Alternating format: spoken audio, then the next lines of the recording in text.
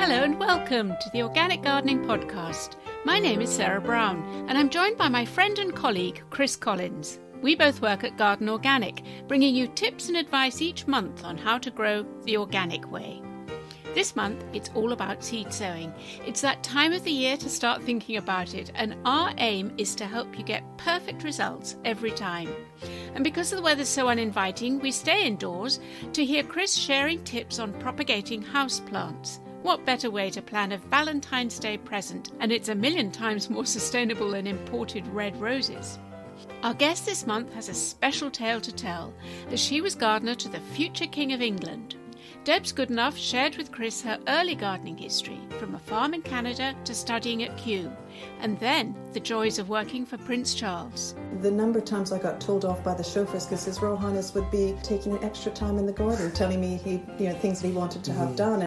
But before we start, I just want to thank our brilliant sponsor, the Organic Gardening Catalogue. You can check out their catalogue online at organiccatalogue.com. You'll find a complete range of organic gardening products, from seeds and plants to equipment. Have a look at their latest offer on the tomato grow bag collection. It's at organiccatalogue.com. And don't forget, if you're a member of Garden Organic, you'll get 10% off. Now, I can't believe that unfortunately we're still recording this remotely. I'm sure that someday soon we'll be able to change that. But we can join Chris in our virtual potting shed. Morning, Chris. How are you? Morning, Sarah. Very good. How are you? Actually, I'm very well, given that it's February, and I have to say February is not my favourite month. I don't think it's anyone's really. I'm looking out the window and it's looking very dank. Is that a good Scottish word for you? Dreich, that's the word. Actually, no, there is something nice about February, and I'll tell you what it is. February has Candlemas. Do you know about Candlemas? Yeah, I've heard of it, but I'm not overly familiar with it. Oh, it's a very sweet ceremony where you light candles against the darkness. It's just lovely. It's good for the soul. My thing is definitely low winter sun. As a look, you get all these beams of shafts of light, and I just think it's absolutely wonderful. So there's always an upside, isn't there, Sarah? Always. Absolutely. And the other thing that I think lifts a gardener's spirit in February is you can start thinking quite seriously now about sowing seeds.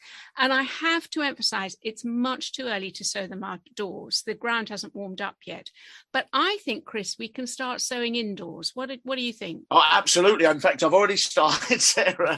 I'm itching to get going. It really. But I put in my chilies and my aubergines. I always start them nice and early, and I'll keep them in the flat on the windowsill, and I'll nurture them. And when they'll go out, it'll be a long time off before I put them out. But it's a good time to sow them, so you've got nice, strong plants for later on. Yeah, and I thought actually it might be a good idea to do a very simple step-by-step sowing guide. I'll tell you why, because I think there's something very odd about sowing seeds in that we're all a little bit nervous of it. I think it's though that gardeners, there's a sort of mystique about it. And yet seed sowing is so simple. Nature does it, gets it right every time. Yeah. So why are we gardeners so scared of it? Perhaps it would be an idea if we broke it down into very simple steps, and then we know it's going to work. Sounds good to me. The important thing to say about seed sowing is when you get it right, you're going to be addicted to gardening the rest of your days. Oh, so true. Yeah, it's just one of those things that gets you through the door. Okay, Chris, so let's do it step by step, shall we? Yes, the first thing I'll do, Sarah, is I'll make sure my propagators are nice and clean. I always use propagators. I've invested in a few over the years. They last me many, many years as well. So I like that. They're heated, so I get quick germination. So I get a bit of warm water, a bit of fairy liquid in the sink, give them a nice old clean so they're nice and sterilised and ready for using. Okay, so you've got your fancy propagators, Chris. I'm much more low-key. I actually reuse the plastic fruit tubs, that you get from supermarkets when you buy some tomatoes or whatever. I find they work really well. They've got whole drainage holes in the bottom. You're reusing plastic that otherwise would have gone into landfill, and it works just as good. But I do put them in a tray because otherwise you'll find to your cost that when you put them on the windowsill and you water them, the water comes dribbling through onto your windowsill. Excellent. That's a good bit of recycling. And then I would think the next thing I would do is I would get my seed compost. It really got to emphasise here because it drains really well. No peat in it, obviously. That's a must for us. It's very low in nutrient. And it's a specific seed compost, isn't it? It's not just a multi-purpose one. Again, I go a little bit old school. I use my own homemade mix. So I get loam from the garden. That's just ordinary earth. In fact, if you listen to last month's podcast, you'll hear about how I scoop up the molehills. And what I do is I sterilize that earth. And this sounds bonkers, but I put it in the oven and I bake it for about a quarter of an hour, 20 minutes at quite a high temperature. And that will take out all the weed seeds. It'll kill them off. Then I mix that with a bit of sieved leaf mold that I've got hanging around in a bag from a couple of years ago. And I've got this very nice light mix, which seeds will very happily germinate in. And more importantly, their little tiny roots will be able to penetrate quite easily. Yeah, it's all about that seed meeting the least resistance when it germinates. You get the radicle, the root and the plumule, which then break out of the seed, and that wants to be as smooth as possible. I think what I like to do as well is I'll fill my seed tray up, and then I'll use what I call as a tamper. Okay, and a tamper is just, it can be a piece of wood that is flat. And then what I'll do is I will gently sieve over the top of that compost with a sieve and then gently firm it down with a tamper. So I've got a very, very flat, even surface. And this means when I put the seed in, all of it will be touching the compost properly. And that will make sure I get an even germination. I like to do what I call snake the seed. And what I do is I start on the left-hand side, I go up and I come down again across and I gradually go left to right. That gives me an even distribution across the surface. And then I'll get a sieve again and I'll sieve over the top of those seeds to cover them up. Because not all seeds like to be buried. Some like to be in the light, poppy, for example. So just read the back of the packet. Make sure your seeds like to be covered, okay? As far as depth goes, I tend to have a rough rule, 2/3 the size of the seed. So it's not deep. Say if it's a 1 millimetre seed, I'll go 3 millimetres over the top of that seed, okay? That's just a rough rule. Some people do half and half, 1 millimetre, 2 millimetre, but you just got a lovely nice covering over the top that blocks out the light. That'll break the stratification, break the dormancy of the seed and get it to germinate. And then that's it. I'll finish off my job before I water. I'll just get that tamper over the top of that sieve soil. Make sure it's nice and flat and even for even germination. I guess what you're doing then, Chris, is you're making sure with your tamper, you're making sure that the seed has contact with the compost, aren't you? So that it actually has something to grow into. And of course, the watering is crucial because that's what's going to kick the seed into life. I have to admit, I do my watering a little bit earlier before I put the seeds in. And I do this because the number of times that I've watered after I've sown the seeds and they all come whooshing up and sit on the surface and look at me. Well, I've got a little trick to stop that happening. So I like to work in the dry. So what I'll do is I'll take the seed tray outside. I'll get a watering can with a rose on it, okay? And I'll turn the rose upside down. So the rose is facing upwards. I'll tip my watering can away from the tray. You get this upright, lovely shower of water coming from the rose. I'll go over the seed tray, back over it again, and then lift it back up away from the seed tray. And it just gets lovely, even watering. No washing of seeds. All your beautiful work is not undone, and they have a decent drink. Lovely tip. Thank you, Chris. I'll remember that. I'll try it even.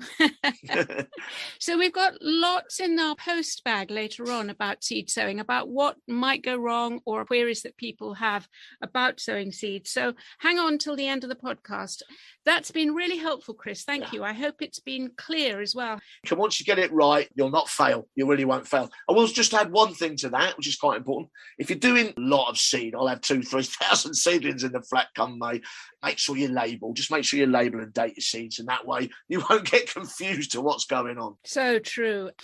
Chris, while we're talking about potting mixes, you did mention that it's a good idea to have specifically seed potting compost. That's right, isn't it? Not the general purpose one. When you go down that garden centre, you'll see what tends to happen is they'll do three bags for a tenner sort of deal, especially DIY stores and stuff. Be careful of that. For one is that normally they'll be full of peat, okay? So we want to avoid that. But also they're not going to give you the results with a seed germinating, any kind of multi-purpose. It's just they're built for potting on other jobs, okay? The seed compost is really, really worth the investment. It's low nutrient and it drains really, really well. So don't skimp is my advice on this completely. Do not skimp. If you want to be very successful at seed sowing, make sure you get a peat-free seed compost. And I do think it's worth spending that little bit extra because these are your babies. You want to look after them. if you are a mindful buyer, then check the labels on the bags. Reduced peat means there's still peat in there, and sometimes it's as much as 90%. I mean, it's shocking that how the industry will still be peddling peat. And ignore claims of not from an environmentally sensitive site. All peat bogs are sensitive sites and sensitive habitats. We just don't need to degrade them and dig the peat out of them. And finally, if you see the word organic, it doesn't necessarily mean peat-free, I'm afraid. Organic, in this instance, it just means something is living, i.e. the compost is made from living material. It might still have peat in it. So just bear all those things in mind when you're hunting through the bags. You will have to pay some more for a peat-free compost. But because there's been good research put into peat-free growing media, I think it's a very good rule of thumb. Probably the more you pay, the better it is. Wouldn't you agree, Chris? Absolutely. And I think that we need to debunk this myth that peat-free compost doesn't do the same job. And that might have been a little bit true 20, 25 years ago, because it's just not true now. On my balcony, peat-free seed compost, I get brilliant germination across the board. I then use a peat-free potting compost in my baskets, in my tubs. I've had amazing results the last 3 years since I moved into this property. It really is just a myth. There's no reason for us to be using peat at this time. If you want to make your own mix like I do, there's lots of information on the Garden Organic website. And there you can find all sorts of information about all the different composts you can make at all the different stages of a plant's life. And there's also a list of our courses there. And there is a particular course on composting. It's a webinar and it's held in March. So go have a look if you want to brush up on your composting skills. Okay, Chris, so we're still indoors. What else will you be doing apart from sowing seeds? Well, I am going through my rather extensive houseplant collection at the moment. I like to also propagate over the next couple of months. So I take softwood cuttings from the fleshier houseplants like Coleus. There's a brilliant plant called Plectranthus, which grows like bilio. If you want to fill a corner quickly, that's a great plant. Papyrus is another brilliant one. Pop them into a glass of water, put them on the windowsill. 2 weeks' time, you'll see all these lovely white roots come out, and you can just pop them off when you're away. When it comes to potting composts, most houseplants are rainforest, jungle plants, if you like. They grow in open leaf litter conditions in organic debris, if you like. So I have a special potting mix I use. 7 parts peat-free compost, 2 parts bark, fine chopped up bark, and then I use 1 part loam. The loam helps retain nutrient a bit, and that makes for a nice open compost. You can take cuttings as well, things like Ficus benjamina, the weeping fig, you see that everywhere. Take a little cutting of that, about 10 centimetres long. Just get an old pot, bit of potting compost that drains well, pop it in there, put a plastic bag over it with a couple of stakes, a few air holes. That'll root out in a few weeks. That's fantastic, Chris. And I really like the idea that you're propagating from your house plants. It's the truly sustainable way to go. Yeah. Wow, what lovely gifts to be giving people. Exactly. I mean, I'm always grazing them, if you like, for cuttings and giving them away. And then obviously people come to you and give you cuttings as well. I have to mention, though, my little genius idea. You know, you get these sort of lights that come off the ceiling that make patterns and stuff. So oh, yeah. I got one of those. Your disco balls. Yeah, it's like a disco thing. I've got one of those and it's green. I've got the houseplant hallway, which is full of houseplants, some proper little jungle. So I put one of those in there. I've got rainforest noises on it. So in the night time, I turn my light on, I put my rainforest noises on, I've got my own nighttime jungle. It's absolutely superb. Oh, that's such a lovely image. I love it. Okay, let's tear you away from your own little jungle, because actually there are some days in February when it's good to get out. Maybe it's cold and frosty, or maybe you just want the fresh air. I think there's also some jobs to be done outside. I know that I'm still on my winter pruning. I've got a hedge that needs cutting back before the birds start nesting in it. I've got roses that need pruning, and I've got a willow tree that needs to be cut right back down so it can sprout again. So that's my keeping warm and enjoying February outdoors. What about you? Yeah, it's a good idea to be pruning this time of year. You can also see the structure of plants, can't you? Nice and clearly deciduous ones like roses. But I'm a big raspberry lover. I love raspberries. And obviously, if you buy them, probably full on chance that they're going to have been sprayed in a lot of pesticides. So I'd rather eat fresh organic.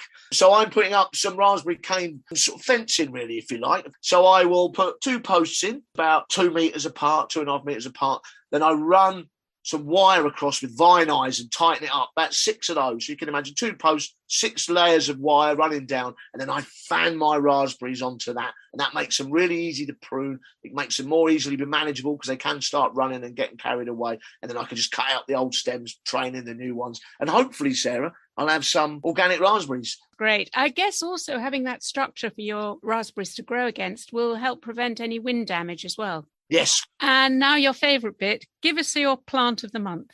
Well, I'm going to go overseas for this one. I know we like to shop local, but our plant collections in this country come from all over the world. And I'm going to choose an American plant called Umbelleria californica, which is a big evergreen shrub with a sort of bluey, sort of greeny tinge to it. I call it a bouncer plant, and a lot of people ask me what that means, I suppose, but it's a good sort of border filler, and where other plants you can plant around it. You can make it a sort of a centerpiece, or you can put it in a corner, you fill a nasty corner up next to a door. And what I really like about it is if you get the leaves and you crush them, it's got like this amazing sort of German-leaning smell to it. Really nice. Okay, give us the name again, Chris. Umbelleria californica.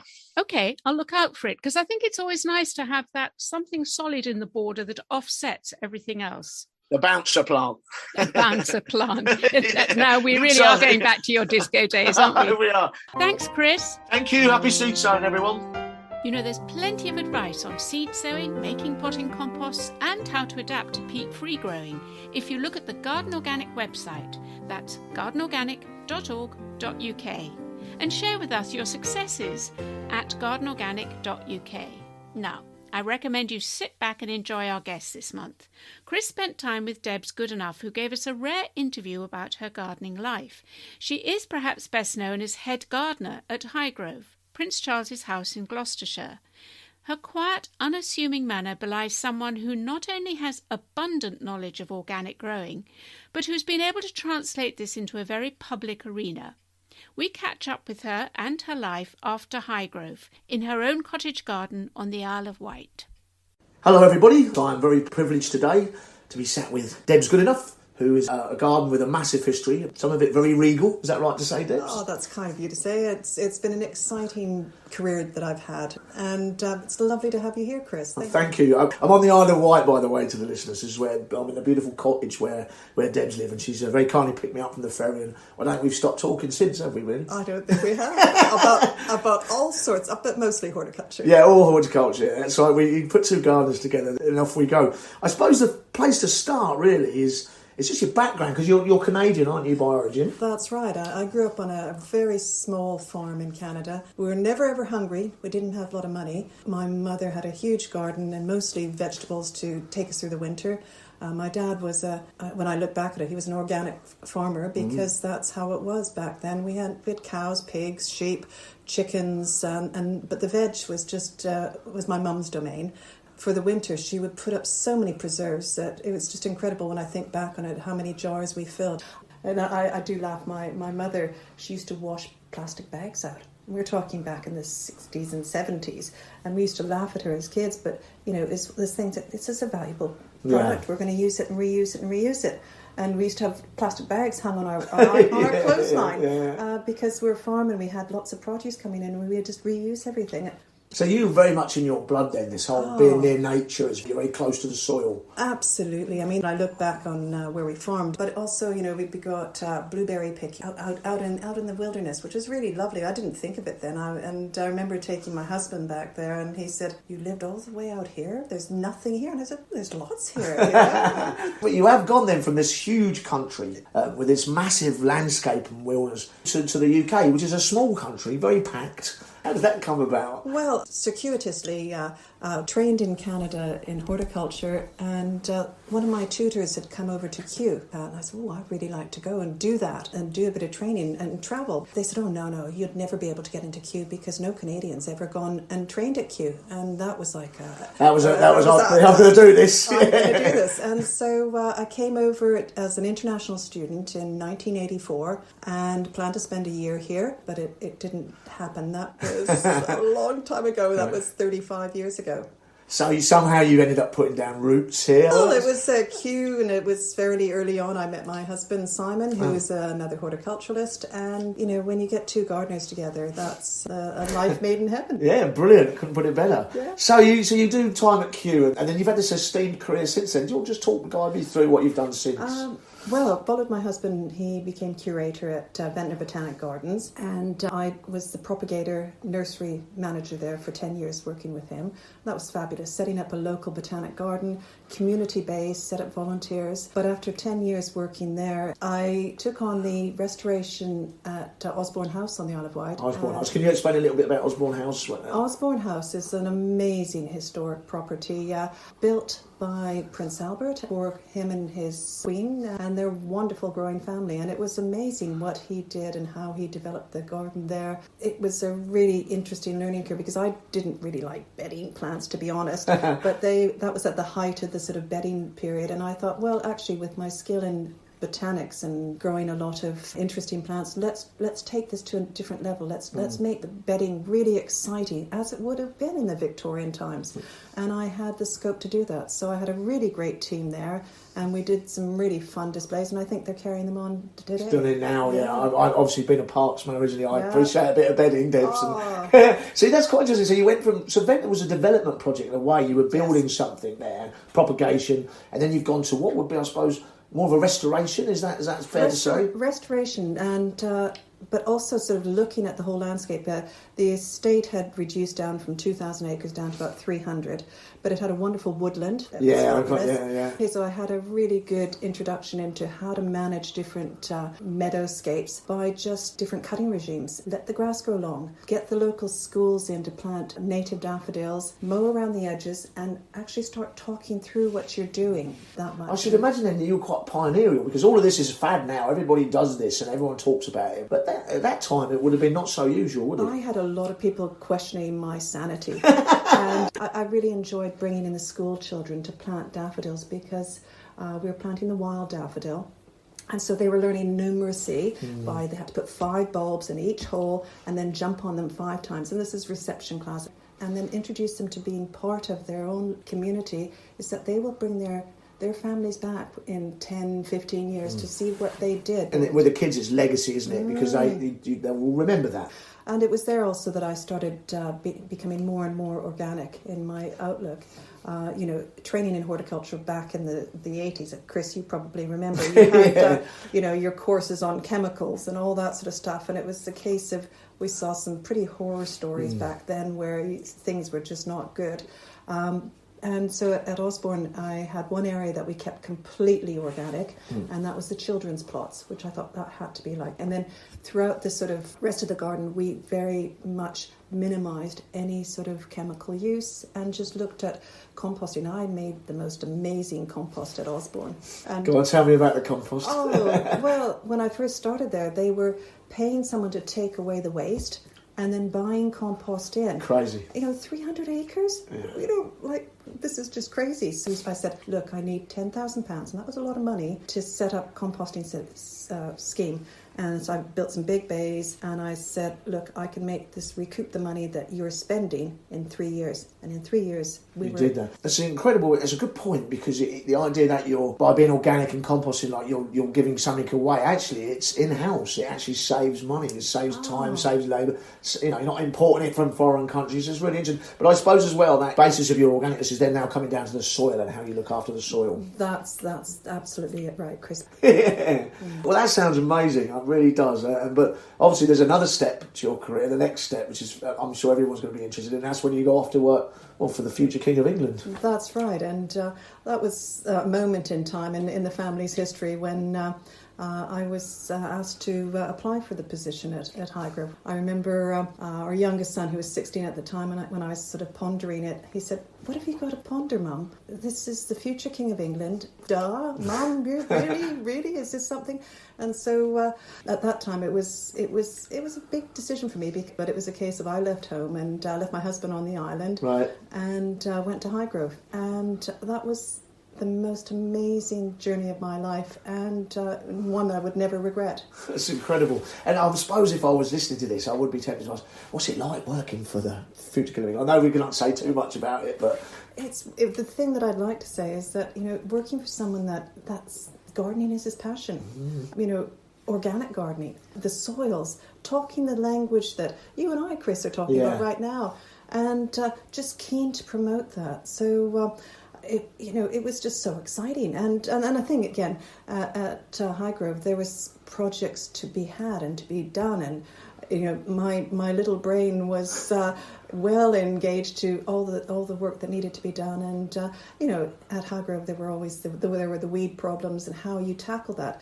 And it was at the time when His Royal Highness wanted to encourage more visitors in, and so there was the complexity of trying to keep it a very private garden, keep it organic, but and increase the number of visitors to come and see that organic approach. That was a really interesting sort of mix and use of my skills to sort of make that work. Made that happen, yeah, because he's very keen to let people see as well. It's so it's not just a TV persona. That's interesting, because we obviously see the likes of Prince Charles on the telly, but underneath it he has these awareness and he has these skills, and he's interested in developing his own garden. That's an important point to make, isn't it? Oh, it's so important. I mean, the number of times I got told off by the chauffeurs because His Royal Highness would be taking an extra time in the garden, telling me things that he wanted to have done, and it was a case of he might have been late a few times because of that. But it's the aspect of just so keen, interested, and that garden is so important to His Royal Highness, and just to get that message out to people. Well, I suppose he does have that privileged position of being able to say the word, so it's nice to know that he's taking it that seriously, isn't it? And because there's a lot of cynicism in the world, isn't there? So it's nice to know he has that honesty, that honest approach to it. And he started way back when, and nobody was listening. And it's just so nice that it's actually come round that people are saying, well, actually, we should have listened. He was ahead of his time. Oh, yeah. Gosh, yeah. And I like the idea. Do you stroll around the garden with him in the morning if the chauffeur's waiting, and while you chat what you're going to do for the day or do for the week or do for? There's the list of things that I knew that needed to be done, but also the projects and the things, and His Royal Highness has a very artistic eye, so it's a case of getting that vision of what he wanted to see really important. And he's got a good eye, really good eye, because he's a painter and stuff as well, isn't he? Fantastic. And I've learned so much from His Royal Highness, and I just wanted to make sure that we gave him the garden that he was looking for. Brilliant, that's amazing. Yeah. And I was there recently, and it's quite an intense garden, isn't it? There's a lot of sculpture, there's all this kind of, there's a lot of topiary, there's like a stumpery, that's quite, so you've got these kind of really quite a lot going on in it, and it's very compartmentalised. Did you find that overwhelming at times? It's one of those ones that, developed a very good team there, and that's always important, to have a team that really pulling for what His Royal Highness wanted. I mean, people can be individual gardeners, and that doesn't always work when you've got a team that you need to make the that whole, balance is quite important. And to get the whole working. And so that was helpful that I had a good team behind me. The element of, it can be overwhelming if you look at it just from the outside. But as a horticulturalist, you've got the seasons, what's needed, you've got the backing of the person that wants it to happen. And it was a case of just getting the time programs in place to have that work. But the thing that you're saying about it is a very intense garden. And what's really exciting about Highgrove is you've got the formality about there's certain things that His Royal Highness loves topiary, he loves delphiniums, he loves certain plant groups, and that they're very intensive to sort of maintain. But on the other side, you've got the sort of naturalistic, meadow, organic side of it that I think is a great juxtaposition, because it makes the formal more formal and the natural more... It's almost like a yin and yang, isn't it? It's the way the two... I've always believed that, it doesn't have to be one or the other, does it? It doesn't have to be just lawn or just long grass meadow. You can fuse these two worlds together with a massive impact, and Highgrove achieves that, I think, doesn't it? It does. And His Royal Highness always, on his travels would come back with another idea. And so many times he said, I'm not sure if you're going to like this idea, and it's going to be an extra work, but it's a case of I like that. I'm a practical gardener, and I like to make things work. So my job was to take his ideas and and deliver them to him in the garden so that they actually worked on the ground. And there were times when we tried things. I mean, the one that I always laugh about, he wanted a moss garden. And so I did all the research, we got the place, got it all set up, had this wonderful crop of moss. I went in, it was in sort of early spring, and it was a case of the moss had been stripped. And I went, what's going on? And then we realised that the birds had made and they just come and taken it all. And His Royal Highness just laughed. He said, well, there we go. And he loves his birds, so he just thought it was just so hilarious. It sounds like it's a very relaxed attitude to it all. Well, it was a case of, we did our best and we did really, really well. So, some you win, some you lose. Well, the birds won anyway. The birds won, and he just thought that was really funny, so we just changed the garden. It's a never-ending journey of learning, isn't it? I suppose. So you think you try stuff and it doesn't go on. But you're very famous for your organic practices there. How was that a passion that grew in you when you went to Highgrove, or was it already there from your time at Osborne? I think that it's always been there innately in me, and I just you just don't want to go down the route of chemicals, it's just one of those ones. I don't even think about it now, Chris, because that's kind of how you live. You kind of go, well, I don't need to use chemicals. I don't need to sort of, there's a few aphids, so what? Look at the ladybirds that are going to come and follow. Or, I'm finding here in our little garden that we've got here is just how many more trees and shrubs we've planted, how many more birds we've got. I mean, this morning it was just a large woodpecker just outside the door, and I said, I haven't seen that before. I was so excited, So you're seeing it as like all good organic gardeners, it's a shared space to you, that fact that everything's welcome in it. Well, mostly. Mostly, within reason, yeah. I know where the slugs and the snails. We've got a bit of a parakeet problem in London at the moment, and so there's always a challenge there somewhere, isn't there? Yeah. Gosh, what sort of problems do parakeets cause? Well, they eat. They've been boring into the apples. That's one of the things they do. Yeah, they kind of go for the fruit. If you don't net your raspberries, forget it. Yeah. But foxes is another challenge, I suppose. But they don't bother me. Maybe some other people. But this is. I mean, you touched it already. You make this sacrifice that this is my growing space. I always find I come out on top. So there is a little bit of collateral damage, but I'm not completely out of the game because of it. Is that true to say when you have an organic site? Yeah, I mean the thing that's quite interesting is I have relaxed an awful lot in the way I garden. When I was at Osborne, it was very meticulous because the Victorians kept everything edges tight. Everything was sort of weed free, and it was really meticulous and focused on that. Going to Highgrove, the odd weed here and there really wasn't. You sort of take a softer approach. You don't want hard edges on your paths. My job wasn't worth it if I took the grass out of the middle of the road. That was to be there to make it just soften everything. Yeah. We didn't say the C word, concrete. It wasn't a word that we spoke about at Highgrove. You really wanted to make everything as soft as possible, and that's kind of the approach I'm more and more going that way, and I'm always looking at how much bit farther can I go with that. Yeah. And this year, my husband he decided that he could cope with it if I took the concrete strip up in the drive and put it down to grass, and it's made just such a difference. It just softens the look as you come up the drive. I think that's what we are as gardeners. We are here to soften the world, aren't we? That's kind of why I look at it in a way. Soften the edges. Yeah, soften, just ease it up a bit. Yeah. But so if you obviously our listeners are all organic gardeners. Some of them will be very experienced. Some of them will be. There's a lot of new people starting out. We've said at the moment. Apparently during lockdown, we've inherited 3 million people who are now gardening that weren't doing it before. If you were going to garden organic, is there certain, I mean, your kitchen garden at Highgrove was just astounding. I just loved that. So what would be your tips for them? What are the priorities, do you think, for an organic gardener? Soil. That's number one. Absolutely. Yeah. Composting.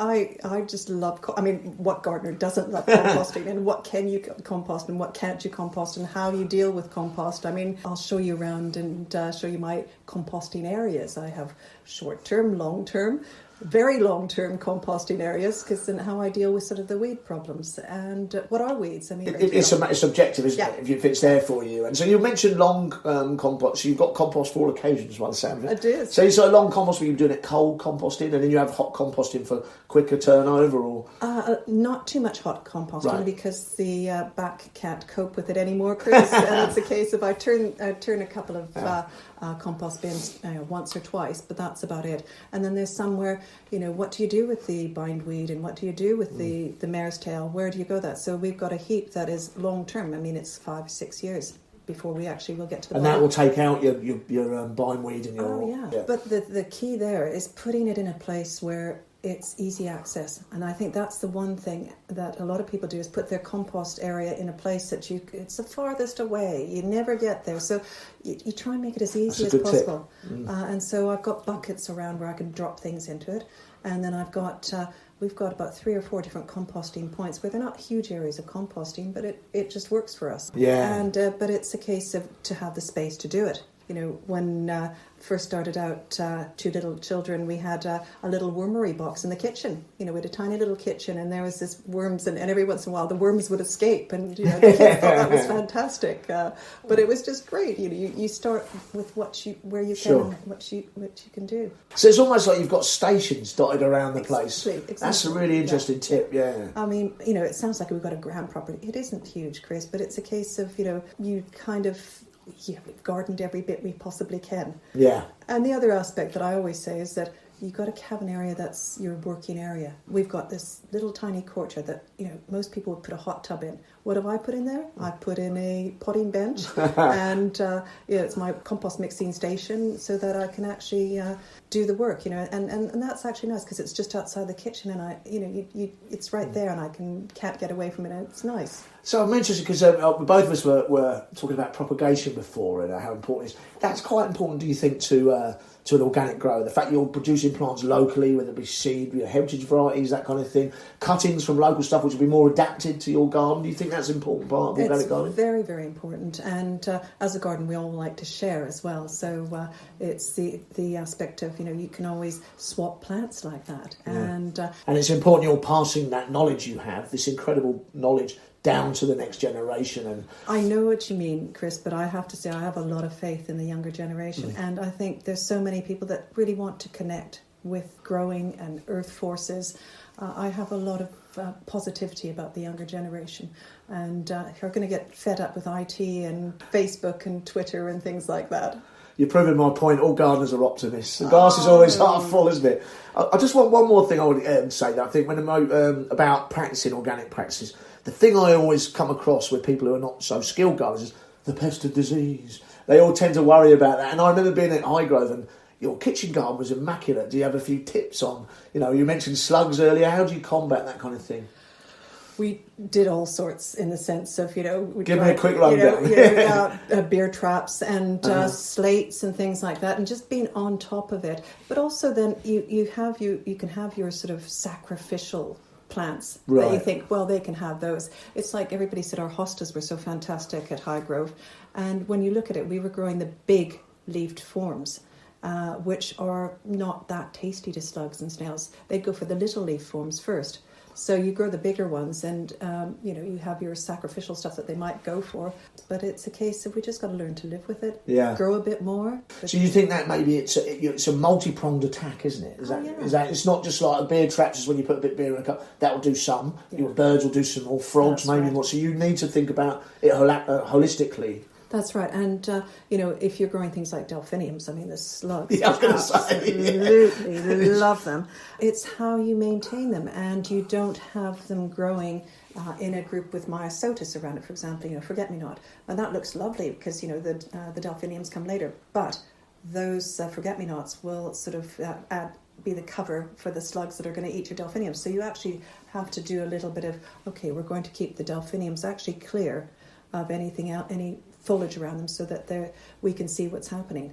Well, I'm going to bring us bang up to date because I've been looking out. This is so beautiful here. There's a really nice garden out there, and I'm going to get a tour of it in a minute. So this is now your baby, is it? Your own garden, or what are you up to now? Well, it's a case of we've had this property for about 20 years, and it's one that we let out as holiday lets, and because we were living and working elsewhere.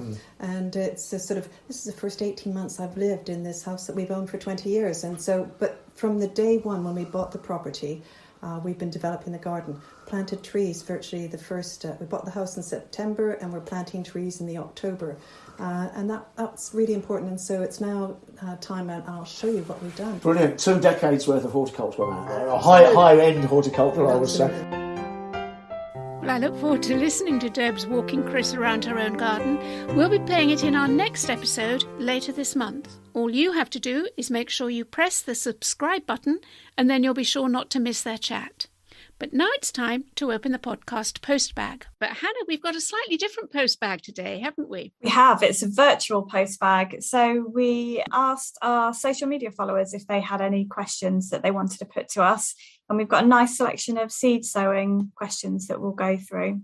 Fantastic. Well, we're joined by Anton. Hi, Anton. Hello, Sarah. And Chris. Hi, Sarah. Okay, Hannah, off you go. Great. So the first question asks, I've always wanted to know how closely to follow the outdoor sowing times on seed packets. For example, what if you live in Inverness or in Exeter? How do they vary? Chris, can you kick us off? Well, that's a good example. Obviously, where you live in the country means that it's going to affect when you sow your outdoor seeds. Scotland's a lot colder than the south of England. So always treat it as a rough guide. Read the packet, that's important, but treat it as a rough guide, basically, and always check the weather out, maybe. Feel the soil. Is the soil feeling warmish? Use the elements around you to decide, but use your seed packet as a rough guide. I think it's important to say not to jump the gun as well. I know it can be, as a gardener for a long time, I can get overexcited and sow a little bit early. You can preempt a little bit. I like to put down some fleece on my soil in March to help it warm up so I can get my salad crops in a bit early. Perfect, thank you. So on to the next question. It's a bit of a hoarder. I'd love to know how much attention I should pay to the use-by dates on seed packets. Anton, what would you recommend? Okay, so these use-by dates, they're not actually like a cliff edge. It just means that the viability of the seeds will gradually decline. It also depends very much on how you stored them. Ideally, they need to be in a cool and dry place. Dry is really, really important. So keep them in a sealed tin. Garden sheds are not always the best place to store them because they get very hot in the summer and then very cold in the winter. So a spare unheated bedroom is actually a good place to keep your seeds. In terms of their viability, just give them a go, basically. Got nothing to lose. Most seeds will gradually decline with time as the age increases. There are 1 or 2 exceptions. Parsnip seeds in particular, you do need to use fresh seeds each year. They really don't germinate well at all when you use old parsnip seeds. Even 1 year old are too old. Anton, I really like the way you said just give it a go. I couldn't agree with you more. I mean, a packet of seeds is like the same cost as a cup of coffee. And you have quite a good germination test that you do, don't you? Yeah, if you've got plenty of seed. Germination test sounds complicated, but actually it's very Heath Robinson.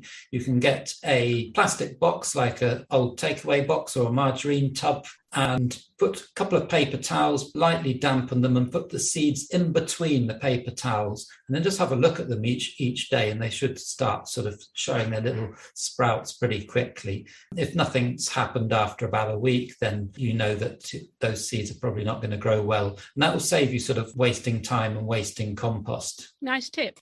Chris, are you a slave to the dates on the packets? No, I think they are a rough guide. And I think what is exactly as Anton describes, the viability tends to decrease over time. So you will get some germination. Like all gardeners, I hoard seed and I always like to try. So I had some corn salad recently. It's about 4 or 5 years old.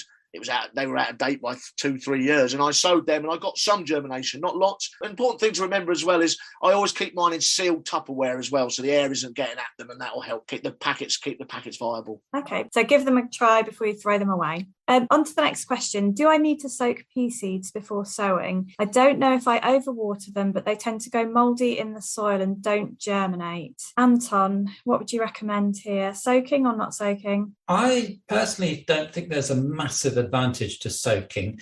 We actually tried it as a little members experiment at Garden Organic a few years ago, and we found that soaking did advance how quickly they germinated, but not by much, only by about a day. I think what's more important is that where you're planting them, that your soil is warm enough. If you plant them into cold, wet soil, then they are very likely to end up rotting there. So I think your planting conditions are much more important. Chris, do you do anything to your pea seeds? Well, I agree with Anton there, really. I don't think it's wholly necessary. I mean, in my pea shoots, in my little indoor allotment, I put them in my recycled tray and they germinate no problem. I will say the old boys, when I was on the parks many moons ago, they would chip them. You've got to be careful how you say that. I don't want any swearing on this podcast. But there you go. You got to chip them. And all they do is you get a knife and you just nick a little bit of the tester, which is the seed coat, off.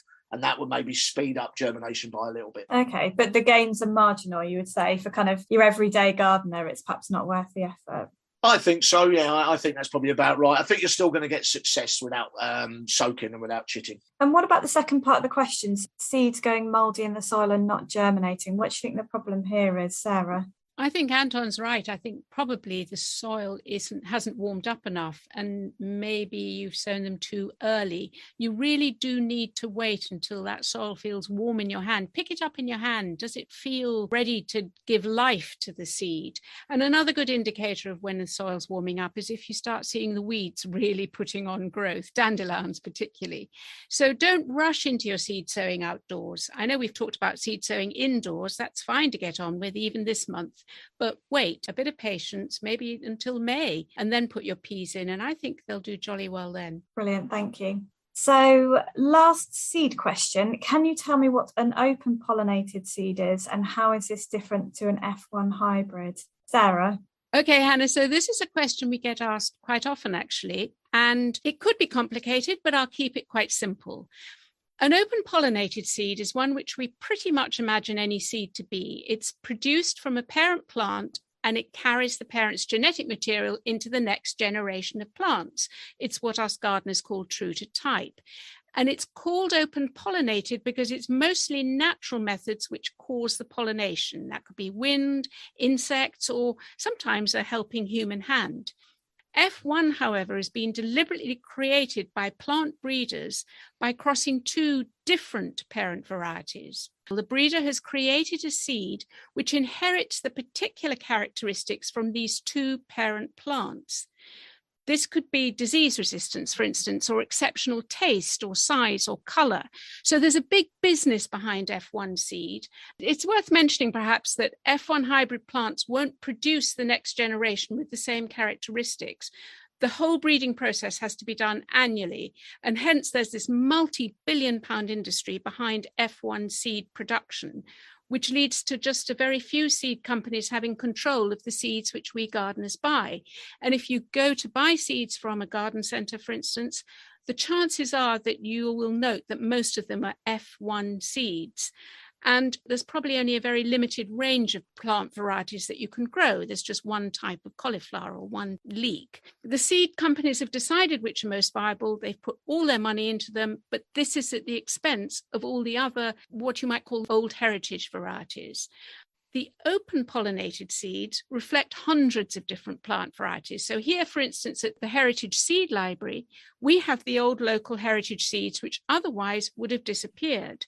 There's the Bath lettuce, for instance, the Bradford bomb cabbage, and the wonderfully named early blood turnip. These are old local heritage varieties which haven't been promoted by the seed companies and haven't been turned into F1 varieties. That was quite a long answer, Hannah. Was it clear, do you think? I think I've got a follow-on question. Okay. From a practical point of view of a gardener, do you treat these seeds any differently? Do you grow with an open pollinated seed the same as you would with an F1 hybrid? They're exactly the same. You wouldn't treat them any differently at all. But as I say, what happens in the next season is where the difference happens. If you saved seed from an F1 plant, it won't necessarily come true the following year. If you save the seed from an open pollinated plant, the chances are you're going to get that same parental genetic material into the following season's plants. I think if you wanted to give a good example, isn't it, of F1's reverting is Aquilegia, because you buy a lovely, beautiful yellow and red flash Aquilegia and then it sets seed in your garden and it'll be purple the following year because it wants to go back to its natural genetic. Quite fun to try saving them, see what happens. So, yeah. I mean, why not? Again, the underlying messages is just seeds are just good fun, aren't they? Great fun. Amazing fun. One of the fun things to do on the planet, I would say. That and walking around in my tropical rainforest hallway at night. Yeah, mate, I'm made up, mate. I'm made up. Thanks ever so much, guys, and I'll see you next month. Thanks, Hannah. Bye. Bye, Hannah. Bye. Bye. Well, what a lot we've covered on seeds and seed sowing. I hope you feel inspired, but perhaps more importantly, you feel confident to give seed sowing a go yourself. Share with us your triumphs on social media. It's quite simple. We're on @gardenorganic.uk. And you'll find plenty of advice and information on the Garden Organic website. That's gardenorganic.org.uk. Next month, I have the joyful time of learning about birdsong in the garden. I can't wait. It's such a sign of spring. So be sure to subscribe and join Chris and I as the growing season takes off and lifts all our hearts. Thanks for listening. And thanks to Kevin MacLeod for providing the music.